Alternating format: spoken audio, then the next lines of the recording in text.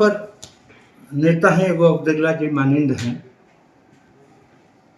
उनके रिकमेंडेशन पर अभी तक 31 आदमी को अस्थायी नौकरी दिया गया है और 5 आदमी को एनएमआर के तहत नौकरी दिया गया। उनका एक फर्म है सारा एंटरप्राइजेस, उनके द्वारा स्पॉन्सर किया गया है। प्रबंधन और सिंचाई प्रबंधन दोनों मिलकर मजदूर को पैसा कोई लोग हड़पने का काम आपका मधुकन कंपनी के द्वारा किया जा रहा है।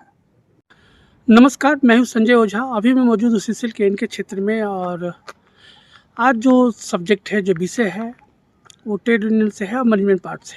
जी, हम बात करने जा रहे हैं कल के धरना प्रदर्शन को लेके, जिसमें जो कांग्रेस के जो लोग हैं, जो आरसीएमएस इंटक जदयू दुबे गुट के जो लोग हैं, कल उनका धरना प्रदर्शन है और तमाम सवालों को समझने बुझने के लिए क्या कुछ इश्यू, किन इश्यू को लेके कल का प्रदर्शन है, धरना है, उस मुद्दे पे भी हमारी बातचीत हुई है। और जिनके ऊपर आरोप लगा है, जो मधुकन जो प्रोजेक्ट लिमिटेड है, उनके ऊपर जो आरोप लगा है कि हाई पावर कमेटी द्वारा उनको वेतनमान नहीं दिया जाता है, साथ में कई तरह के गंभीर आरोप ट्रेड यूनियन नेताओं के द्वारा लगाया गया है। तमाम सवालों को भी हमने सुना है, समझा है और हमारी कोशिश थी कि दोनों पक्ष के जो लोग हैं उनकी बातें आम जनता तक जाए, कोयला कामगारों तक जाए कि आखिर में किन सवालों को लेकर क्या कुछ बातचीत हुई है।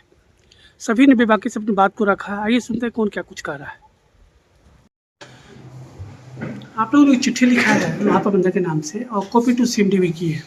सर, उस चिट्ठी में की अगर हम लोग चर्चा करें तो क्या कुछ बातें इसमें मैसेज किया? उसमें बात कुछ ऐसा नहीं है कि मनगढ़ंत बात है या कोई नया इशू है। यहाँ पर नेता हैं वो अब्दुल्ला जी मानिंद हैं। उनके रिकमेंडेशन पर अभी तक 31 आदमी को अस्थायी नौकरी दिया गया है और 5 आदमी को एनएमआर के तहत नौकरी दिया गया। उनका एक फर्म है सारा एंटरप्राइजेस, उनके द्वारा स्पॉन्सर किया गया है।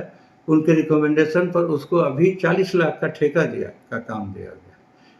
वो हर रोज हर महीना 2-4 लोगों को नौकरी में लगाना चाहते हैं, आग्रह करके नौकरी लगा देते हैं, उसके बाद उसको इस्तेमाल करके हड़ताल कराते हैं, इनडिसिप्लिन क्रिएट करते हैं, मैनेजमेंट को आंख दिखाते हैं, धमकाते हैं कि प्रोजेक्ट को चलने नहीं देंगे, बंद करा दें।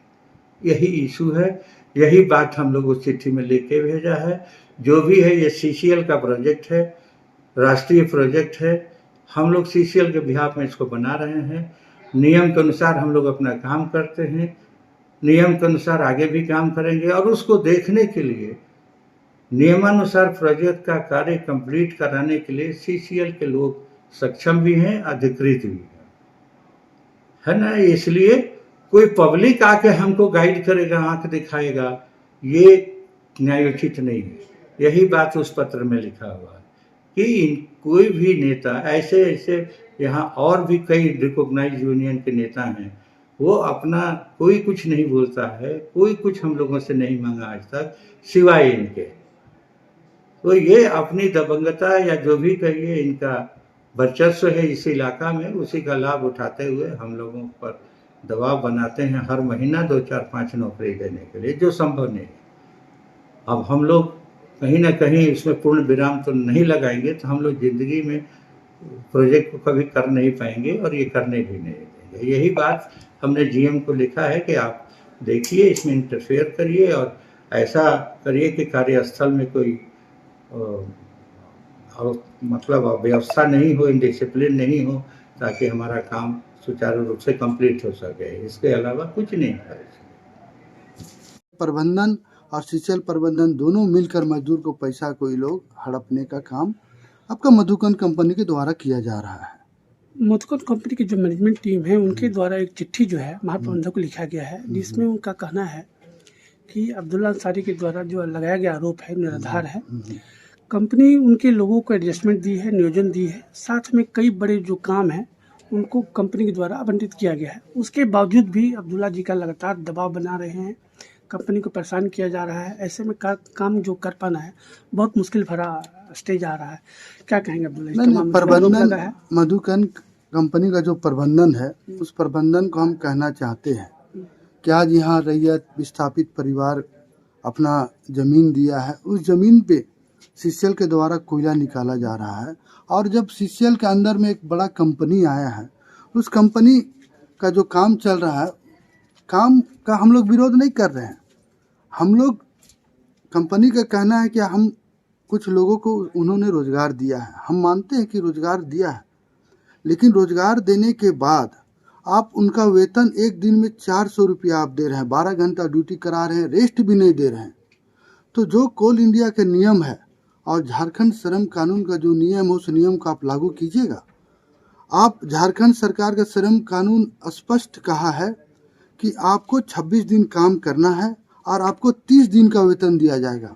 हम मधुकन के प्रबंधन को कहना चाहते हैं कि आप जो भी मजदूर काम कर रहा है, मजदूर का वेतन आप अकाउंट में दिए हैं, आप उनका मजदूर का अकाउंट का जो आप कंपनी के द्वारा भेजा गया है, वो अकाउंट स्लिप आप हमको बता दीजिए कि क्या 26 दिन ड्यूटी किया, उसको 30 दिन का पैसा मिला और आप किन दर से उनको पेमेंट दिए हैं। आप इस सबको तो स्पष्ट करना होगा। आप जहाँ जहाँ इनका कंपनी का काम चल रहा है, वहाँ पे एक लिस्ट बना के कंपनी को वहाँ पे साट देना चाहिए कि हाँ, ये मजदूर है, एक दिन में इसका सैलरी कितना हुआ और कितना दिन ड्यूटी किया और उसको सैलरी क्या मिला। हम यहाँ के प्रबंधन को चाहते हैं कि स्पष्ट कीजिए। अगर आप मधुकन कंपनी लगता है कि हम मजदूर को जो हक अधिकार है हम दे रहे हैं, तो आप उसको वहाँ अपना जो कार्यालय है, उस कार्यालय में आप उसको साट दीजिए। उससे स्पष्ट हो जाएगा कि कौन सच है, कौन गलत है। अगर मेरा मांग गलत है तो हम बता दे रहे हैं आपको, हम राजनीति से भी हम संन्यास ले लेंगे, लेकिन हम जो चीज़ मांग कर रहे हैं वो मजदूर हित के लिए है। और मजदूर का जो वेतन है, वो वेतन मधुकन कंपनी के द्वारा नहीं दिया जा रहा है।